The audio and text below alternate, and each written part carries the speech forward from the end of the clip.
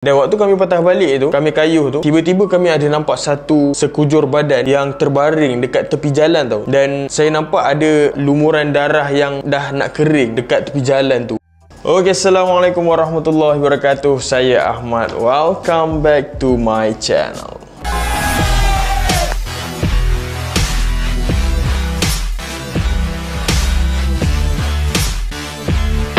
Okey, Alhamdulillah, terima kasih diucapkan kepada anda yang masih setia bersama dengan saya. InsyaAllah hari ini saya nak sambung kisah daripada buku Sahaja Basikal.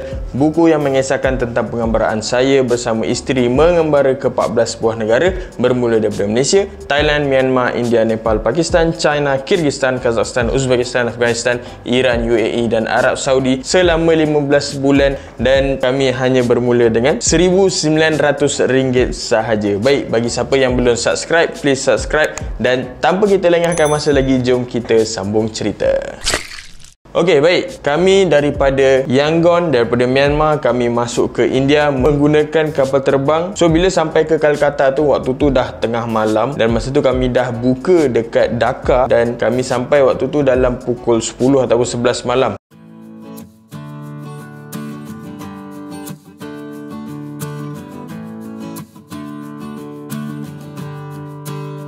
Dan kami terus nak mencari hotel lah. So bila sampai dekat sana je, keluar je daripada airport, memang penuh dengan teksi yang warna kuning tu dekat Kolkata ni. Dan masa tu saya terus teringat apa lagu teksi Kolkata tu tahun saya kecil-kecil dulu tu. Dengar lagu Calcutta, macam tu lah lagu dia. Boleh google lah lagu dia tu. Dan bila dah sampai dekat Kolkata ni, masa tu Amirul ni dia nak carikan hotel untuk kami lah. Masa tu kami tak ada lagi penginapan. Dan masa tu barang-barang semua kami dah unggah keluar dekat tepi jalan. Dan masa tu Amirul dia jalan kaki lah, dia pergi mencari hotel. Dan masa tu dia sampai, dia patah balik ke arah kami dengan ada seorang pakcik ni tolak satu beca yang jalan kaki tu. Bukan beca basikal, tapi beca yang pakai badan manusia lah kan. Beca tu tak ada aslinya dekat Malaysia ni. Dan Amirul dia duduk dekat atas tu. Dan masa tu saya record lah. Dan Amirul kata, janganlah record, aku rasa berdosa ni, sebab orang tua yang tarik aku ni, aku pula boleh duduk dekat atas ni kan. Masa tu Amirul cakap kita dah jumpa hotel. So barang kita letak kat atas beca ni dan kita jalan kaki je lah pergi ke sana. Dan masa tu kami barang-barang ni kami punggah letak dekat atas beca ni. Pakcik ni dia tarik lah, dia tarik beca ni pergi bawa ke satu hotel ni. Dan masa tu kami terus bawa barang-barang kami ni naik ke tingkat atas lah. Saya dah lupa nama hotel tu. Okay, tapi agak sempit bilik dia. Dan Amirul dengan Aiman dia duduk satu bilik, saya dengan Ustazah ni duduk dekat satu bilik lah. Kami bangun awal pada waktu tu sebab untuk nak sahur. Dan masa tu kami bentang alas dekat luar tu dan kami bersahur sama-sama lah. Dan masa tu kami hanya masak Maggi je sebab tak sempat nak beli barang-barang kan, sebab kita kan baru fly daripada Myanmar. Dan masa tu apa yang berlaku, beg kami ni ditumpahi dengan kicap masa tu. Ingat lagi, kicap pecah kat dalam beg tu. Dalam beg tu memang bau kicap je lah. Dan masa tu kami hanya sahur Maggi lah masa tu. Itu je yang sempat kami sahur. Dan bila dah sahur tu, kami solat jemaah masing-masing lah kat dalam bilik. Dan waktu pagi tu saya tanya pada Amirul apa dia punya plan. Dan dia kata dia nak pergi ke Kolkata, markas masjid yang dekat Kolkata ni lah, untuk dia nak pergi berjumpa dengan tabligh dekat sana, guru-guru dekat sana, untuk dia nak syuting. Dan mungkin dia bermalam satu hari dekat situ lah. Dan masa tu Amirul tanya saya nak pergi mana. Saya cakap kita ikut lah, mungkin boleh kita orang pun duduk juga dekat markas tu kan. Dan Amirul kata tak apalah, jomlah pergi sekali. Dan masa tu kami pun unpack kami punya basikal, buka kami pasang balik basikal, letak balik barang-barang dalam beg, dan beg letak dekat atas basikal. Dan masa tu kami pun keluar daripada hotel tu dan teruslah kayuh ke arah sana.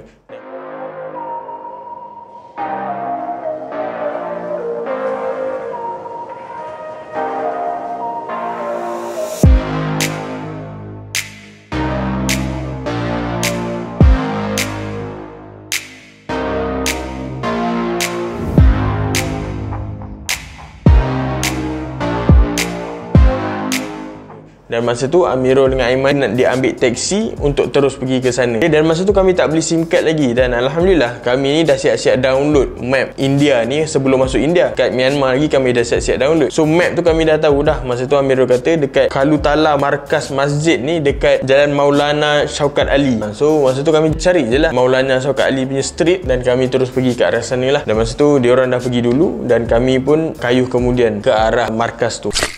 Dan waktu tengah kami keluar daripada hotel tu, totally berbeza daripada negara-negara sebelum ni. Agak culture shock sikit pada waktu tu, sebab dengan dia punya harum semerbak, bau tepi jalan dah bau hancing dah. Lepas tu dia punya udara dia tu, kita boleh bau kan, udara yang kurang bersih. Lepas tu bunyi horn sambung menyambung kan, tak berhenti-henti bunyi horn dia. Lepas tu dengan masyarakat manusia ramai gila dekat atas jalan tu, jam lagi kan, dengan penuh dengan kenderaan kecil sampai ke besar semua, horn tak henti-henti. So kita macam culture shock lah masa tu kan. Dan saya ni agak rimas kalau tempat yang ramai manusia ni. Dan masa tu sepanjang perjalanan tu saya bad mood lah. Dan bila saya bad mood, masa tu lah tayar pula nak pancit dekat tepi jalan. Dan masa tu saya pun bila dah tayar pancit ni, saya berhentilah, tolak cari port yang orang tak lalu lalang kan, yang kurang orang, dan tolaklah basikal tu ke tepi. Dan betul kalau tayar tu kan, kita nak tukar tiup lah. Dan waktu pada nak tukar tiup tu, ramai orang datang kerumun tengok kami apa yang saya buat. Itu lagi bertambah rimas lah. Sebab apa? Bila waktu tengah buat tu, dia orang ni cangkung kat depan muka kan. Kita dah macam, kau ni dah kenapa? Tak pernah nampak orang tampal tayar ke? Dan masa tu Ustazah ni, dia jenis extrovert. Dia ni sukalah bersembang-sembang kan. Walaupun cakap macam ayah dengan itik, dia orang ni suka bersembang. Dan bila dah habis ni, kita pun teruskanlah perjalanan. Dan jadi lagi sekali pancit ni kan. So benda ni, bila setiap kali jadi pancit ni, saya jadi stres lah. Yelah, satu stres sebab tukar tiup tu, yang kedua stres bila orang datang kerumun. Itu yang jadi stres tu. Dan bila dah banyak kali berlakunya pancit ni, saya ni bertambah stres lah. Dan Alhamdulillah waktu tu kami berjumpa dengan ada satu kedai, ada banyak juga kedai-kedai tepi jalan tu yang tampal tiup basikal ni. Dan masa tu setiap kali pancit je saya hantar je. Dan bila hantar tu, saya tanya berapa harga. Kalau tukar duit ringgit tu dah 50 sen ni. So masa tu kurang lah stres sikit. Bila dah ada orang yang boleh betulkan, kita just bayar 50 sen je masa tu kan. Dan masa tu Adilah ni dia record lah. Masa tu saya ada masalah dengan tongkat, lepas tu saya ada masalah dengan tiup nak tampal masa tu. So kami tampal lah pada waktu tu. Dan bila dah habis tampal tu, kami pun teruskanlah perjalanan. Sekarang berada di Aura. Tadi ada masalah dengan tongkat, kita berhenti sekejap. Dan sekarang ni ada masalah dengan tiup pula, tayar bocor.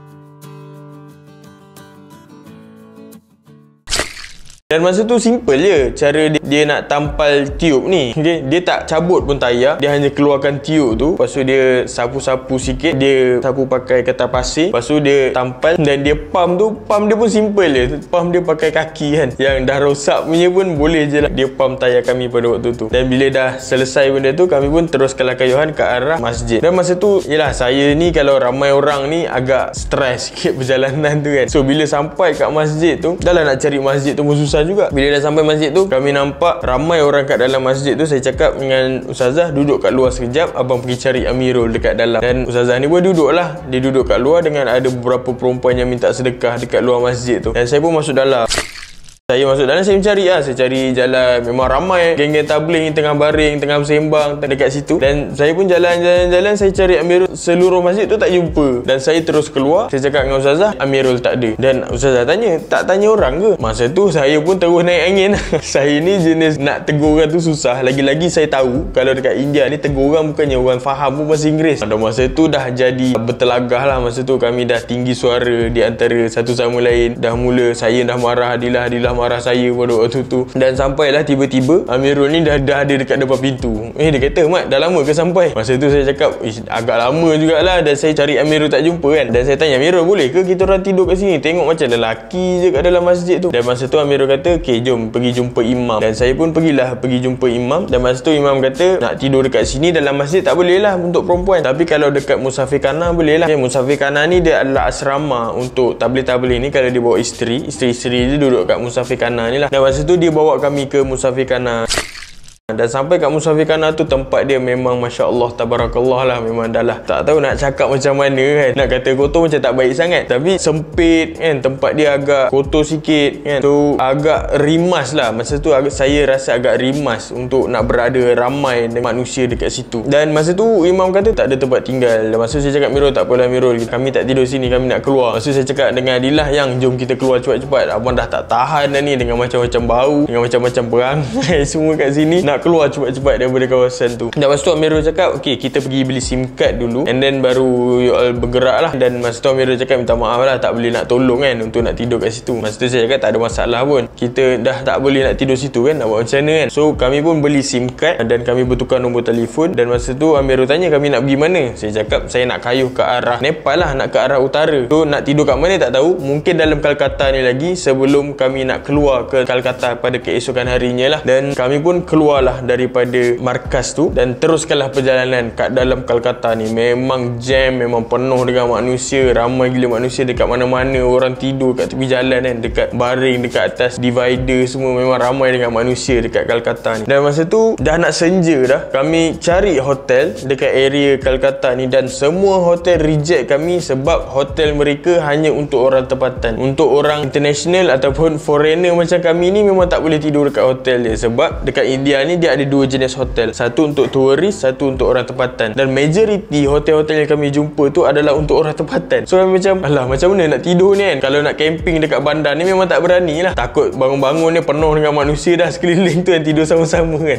So agak takut juga kalau nak camping dekat bandar Kolkata ni. So kami nak juga cari hotel untuk kami berehat supaya esok kami boleh teruskan kayuhan. Sebab pada keesokan harinya tu kami ada interview. So kami tak boleh nak buat kat tepi jalan kan, sebab bunyi bising semua. So kami perlukan hotel yang agak senyap sikit untuk kami nak buat interview dengan Selamat Pagi Malaysia TV1 masa tu. Dan waktu kami tengah kayuh, masa tu dah senja, dah gelap, dan kami berbuka dekat tepi jalan je lah. Kami beli jus, just kami makan biskut je lah untuk alas perut pada waktu tu. Sebab kami tak tahu makanan mana yang halal pada waktu tu. Dah selepas keluar masuk hotel semua dah penat, kami decide untuk nak patah balik je lah ke arah tempat hotel pertama kami menginap tu. Sebab itu je tempat yang confirm foreigner boleh tidur dekat situ. So kami pun patahlah balik.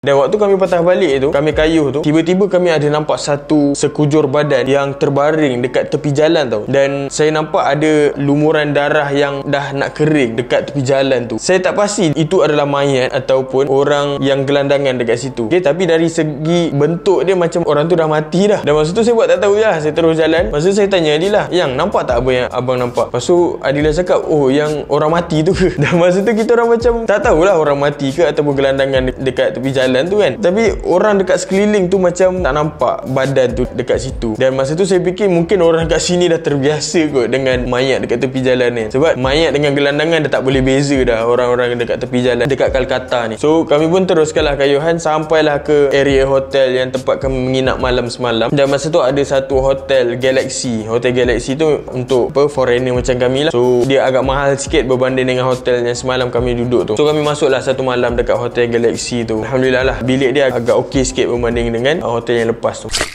Dan pada keesokan harinya, masa tu Selamat Pagi Malaysia interview kami, dan masa tu saya pun agak emosi tak berapa nak stabil kan. Interview pun muka ketat je kan. You boleh tengoklah recording saya ni dengan Selamat Pagi Malaysia. Masa tu Alhamdulillah lah, kita ni dah sampai ke India. Daripada Malaysia kita dah sampai ke Thailand, kita dah masuk ke Myanmar, dan Alhamdulillah sekarang ni dah masuk ke India lah. Okay, sekarang ni kami dah 3 bulan mengembara. Misi Kembara Bu Hikmah telah melalui selama 3 bulan, dan Alhamdulillah kami sudah berada di India. Dan hari ni adalah merupakan hari yang kelima kembara kami di India. Dan termasuk 2 hari kami berehat di Kolkata. Terus kami sampai di sinilah pada 20 bulan Jun yang lalu. Okey, lokasi sekarang kami berada di Rigita Lodge di Dankuni, Bandar Dankuni, iaitu 22 km daripada bandar Kolkata. Alhamdulillah. Ya, okay. Kita antara cabaran yang kami dapat cerita sikit untuk mencari tempat menginap di sini. Kebiasaannya minggu pertama untuk kami menyesuaikan diri di setiap tempat tu mengambil masa dalam masa seminggu lah, untuk mencari tempat tidur, untuk mencari tempat makan, untuk membiasakan dengan cuaca dan udara di India ni agak kata tidak bersih, dan kami tidak dapat menyesuaikan lagi. Dan sekarang ni ada sedikit batuk-batuk. Dan dia berbeza dengan di Myanmar dan di Thailand. Dan suatu mengayuh Memang cabarannya adalah biasalah dalam bulan puasa ni kita akan merasa haus kan. Dan sini panas, tak hujan seperti di Myanmar dan di Thailand. Okey, baik, Jamal. Dengan kita ni maknanya laluan itu dah semakin mencabar, pengalaman itu dah semakin tinggi dugaannya dan dari aspek kesihatan harus diberi perhatian. Jadi bagaimana pula dengan keadaan isteri Nur Adilah Muhammad Sabri? Alhamdulillah sekarang beliau sihat. Ya, saya yang terkejut rasanya. Okey, baik. Dan bagaimana agaknya kembara membeli hikmah ni? Membeli hikmah itu besar pada anak isteri sebab baru setahun berumah tangga, kemudian pergi berkabar bersama dengan pasukan dia membangun satu iaitu mempromosi keamanan kepada kesihatan. Bagaimana ini hikmah ini besar dalam hubungan anda isteri? Alhamdulillah, memang hubungan yang besar bagi kami. Ini adalah salah satu cara untuk kami mengeratkan lagi perhubungan antara suami dan isteri, insya-Allah. Baik, dia datang senantiasa secara lancar, mungkin datang bawa lagi perkembangan dia semasa. Terima kasih banyak-banyak ceramah kita. Okey, terima kasih. Sama-sama. Assalamualaikum. Waalaikumsalam warahmatullahi. Yes, agak culture shock tapi still bersyukur jugalah bila dah sampai ke sini kan. So bila dah habis interview tu dan kami pun check out daripada hotel dan kami teruskan kayuhan untuk keluar daripada Kolkata ni. Bagi saya nak keluar daripada azab ni lah. Azab untuk diri saya. Orang sekeliling tak ada masalah pun. Diorang tak ada cari pasal pun. Cuma saya ni bergelut dengan diri sendiri. Saya ni bergelut dengan perasaan saya sendiri. Okay? Mungkin sebab dah terlalu selesa dekat Malaysia, mungkin dekat Thailand, Myanmar tak ada orang penuh manusia macam tu. Tiba-tiba masuk ke India, lain pula dia punya culture dia kan. So kami pun teruskanlah kayuhan dan masa tu kami berpuasa lah. Dan dekat India ni biasalah cuaca dia panas terik pada waktu tu. Lepas tu dengan habuk-habuk semua naik kan. Dan masa tu tekak pun memang agak kering kan. Dan waktu tengah hari tu, waktu tengah panas tu, kami cari satu pokok. Bila dah kayu 2 jam kami dah kayu ni, saya cari satu pokok lah untuk nak berehat sekejap dan jauh daripada manusia kan. Sebab dah keluar daripada bandar ni. So kami pun parking lah kat tepi dan saya bentangkan baju hujan dan saya terus baring kan. Terus terlelap lah kat bawah pokok kan, reduk kan. Dan tiba-tiba waktu saya tengah tidur tu dengar suara orang. Dan masa tu Adilah kejut. Adilah kata, bang masa saya je tidur, Adilah ni dia tak tidur. Dan masa tu Adilah kejut. Adilah cakap, ni ada orang ni, dia kata dia ajak tidur dekat tempat dia lah. Dia kata nak rehat, bolehlah rehat kat tempat dia, janganlah tidur dekat tepi jalan ni, dia kata. Dan masa tu dia ajak kami ke kandang kerbau. Dan masa tu saya pelik lah, macam mana Ustazah boleh faham orang tu ajak pergi kandang kerbau kan. Dan rupanya ada seorang lelaki ni, dia boleh cakap bahasa Inggeris lah. Masa tu dia bersembang dengan Adilah ni, dia kata jomlah pergi dekat tempat dia rehat, dia ada satu bilik untuk kami rehat kat situ lah. Dan masa tu saya cakap okey lah, jomlah, tak ada masalah pun. Dan kami pun pergilah ke dia punya kandang kerbau dia. Ada ramai pekerja lelaki lah waktu tu dekat kandang kerbau. Ada lembu dekat situ, bau dia memang terbaik bau dia. Okay, faham lah kan masuk kandang ni kan, tengok kerbau, tengok lembu kan. Siapa nak tahu beza ini kerbau tau, yang sebelah sini lembu. Itu perbezaan jangan keliru. Dan masa tu dia kata pergilah rehat, dia ada satu bilik dekat situ. Masa tu dia bawa kami pergi pusing satu kandang tu, melawat sambil belajar kan. Dan masa tu dia bagi kami satu baldi susu kerbau. Susu kerbau terlalu tebal, dia kena masak. Jadi kalau tak masak kita sakit perut, banyak bakteria. Okey. Dan masa tu saya cakap, ini nak minum ke nak mandi kan? Sebab satu baldi dia bagi kan. Memang banyak kan. Dengan bau dia memang hamis. Bau susu yang tak diproses lagi kan. So bau dia agak hamis lah pada waktu tu. Dan dia kata, yang ni kena panaskan dulu ni. Kalau minum memang sakit perut terus. So dia suruh kami panaskan dululah. So bila kami masuk dalam bilik tu, kami keluarkanlah stove, kami panaskan lah. Dan dia kata, kalau masuk gula ni sedap sikit lah nak minum. So kami pun masukkan gula, panaskan. Lepas tu sebelum menggelegak tu, dia suruh berhenti, dia suruh tutup supaya susu tu tak rosak. Susu dia tak boleh menggelegak. Kok hanya sekadar panas sikit untuk nak matikan bakteria. Dan masa tu ramailah kepala-kepala lelaki ni tengah tengok kami kat dalam kan. So bila dah habis tu kami tutup pintu. Yalah sebab dia suruh rehat. So kami tutup lah pintu. Dan masa tu saya tanya Adilah, nak buat apa susu ni kan? Sempat ke kalau nak minum malam nanti? Elok lagi ke? Sebab kita tak ada peti ais. Adilah kata okey je ni, sempat je ni. Masa dia tengah kacau-kacau tu, dia tanya, abang nak minum tak? Lepas tu abang cakap, puasa lah, mana boleh minum sekarang ni. Betul. Masa tu Adilah cakap betul, nak simpan ni. Dan masa tu saya cakap, dah offer minum je lah. Dan masa tu kami pun minum lah. Sebenarnya memanglah waktu tu adalah pada bulan Ramadan, tapi kami ni adalah pemusafir ni, kami diringankan untuk boleh berbuka lah jika tak mampu. Dan masa tu kami ambil pendekatan untuk nak berbuka sebab jauh lagi perjalanan nak maghrib tu. So kami pun minum lah susu yang dah disediakan tu. So kami minum, dan masa tu kami berehat lah dekat kandang kerbau tu. Dan masa tu saya tanya Adilah, malam ni kita nak tidur sini ke? Dan Adilah kata dia agak takut juga nak tidur kat sini kan, sebab ramai lelaki kat sini dan masih terlalu awal untuk kami berehat. So dia kata kita kena teruskan perjalanan ni sebab hari ni hari Jumaat. So abang nak kena cari masjid ni nak pergi solat Jumaat. Dan masa tu saya pun bersetujulah. Dan sebelum kami bertolak, kami tangkap gambar lah dengan orang-orang dekat situ kan. Dan Adilah suruh saya bagi gula-gula dekat pakcik-pakcik dekat situ. So diorang ni macam pelik, ya pahal lah Mamat ni bagi gula-gula. Tak ada benda lain juga nak bagi. Dan kami pun sambunglah kayuhan kami cari masjid. Dan bila sampai ke satu masjid dekat area Hugli, nama tempat tu, masjid tu, sebelum masuk ke masjid, saya tanya dengan orang sekeliling ni, boleh tak kalau isteri saya ni nak solat sekali solat Jumaat? Dan saya rasa saya pasti memang tak boleh pun. Dan alhamdulillah masa tu ada seorang lelaki ni, dia boleh cakap bahasa Inggeris dan dia owner kepada kedai tayar masa tu. Dan dia kata tak apalah, yang isteri saya ni, Adilah ni, bolehlah solat dekat tempat dia tu, dekat kedai tayar dia tu, sebab tempat dia agak bersih juga. Dan saya cakap okey lah, kalau macam tu Adilah duduk dekat situ, sementara tu abang masuk ke masjid. Dan masa tu memang saya tawakal betul lah, tinggalkan Adilah dekat kedai tayar tu kan. Dan saya pun pergilah solat, okay? Sebab saya percaya dekat kawasan ni adalah kawasan Muslim, insyaAllah tak ada apa-apa lah yang berlaku. Waktu saya masuk ke masjid tu, saya buka handphone saya buka WhatsApp. Dan masa tu saya perasan ada kawan saya ni WhatsApp, dia kata dia dah masukkan RM300. Dia minta saya untuk sedekahkan kepada orang-orang miskin dekat situ. Dan masa tu saya pening kepala lah, saya cakap macam mana saya nak tahu orang miskin ataupun tak? Tengok orang kat sini semua lebih kurang sama je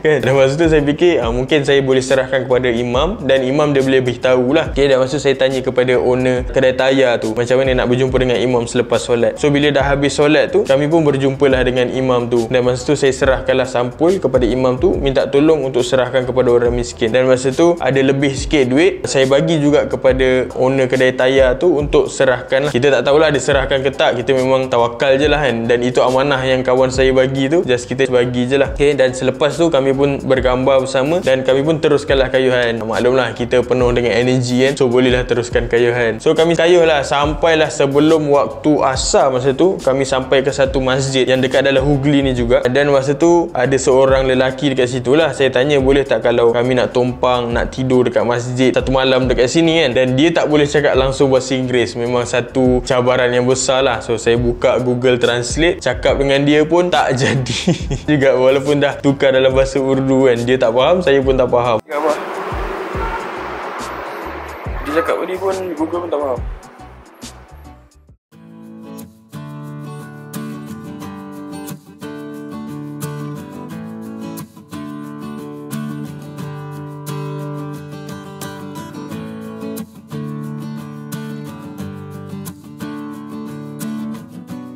Dan sampailah pada waktu asar tu, bila dah azan, Adilah ni dia memang tak boleh masuk ke masjid kan. Perempuan dia tak boleh masuk ke masjid. So dia duduk kat luar, dia rekodlah bunyi azan tu kan.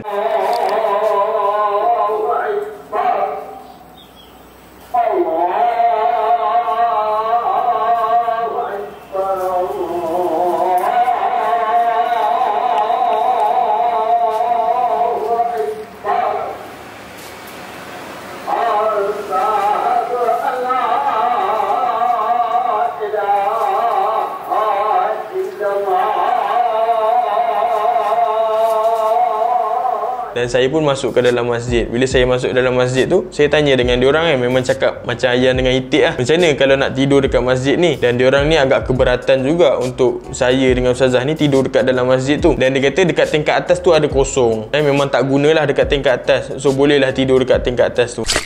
Dan masa tu saya pergi ke tingkat atas, memang tempat tu dah berabuk lah, memang dah lama tak digunakan. Saya cakap okey lah, mungkin kita boleh camping dekat atas tu. Dan masa tu saya bawa Adilah naik ke atas, kita pasang kemah dalam building tu, kita pasang kemah. Dan dah habis solat asar masa tu, dah nak maghrib lah. Diorang memang berbuka beramai-ramai kat dalam dulang ni, dan mereka ni bagi makanan sikit kepada kami. Masa tu kami dah lah tak berpuasa tapi acah-acah buka sekali dengan diorang kan. Tapi saya buka kat bawah, Adilah dia buka kat atas. So bila saya habis membuka kat bawah ni, saya terus terus naik atas lah, buka sama-sama dengan Adilah dekat atas. Itulah pengalaman pertama kami masuk ke India. InsyaAllah saya akan sambung lagi pengalaman yang stres dekat India ni. So kalau anda orang yang stres, jangan tengok video India ni banyak sangat, takut anda juga berjangkit stres dia. Okay? Tapi ada banyak pengajaran yang kita boleh kongsikan. Sedikit hikmah daripada saya, Nabi SAW pernah bersabda, manusia yang paling kuat bukanlah manusia yang pergi berperang dan mengalahkan ramai orang, tapi manusia yang kuat adalah manusia yang boleh menahan marah. So dalam perjalanan kami ni, saya memang tahan marah untuk jadi manusia yang lebih kuat. So alhamdulillah, ini adalah kisah kami. Sehingga kita berjumpa lagi di episod yang akan datang. Siapa yang belum subscribe, please subscribe. InsyaAllah kita akan jumpa lagi. Saya Ahmad. Assalamualaikum warahmatullahi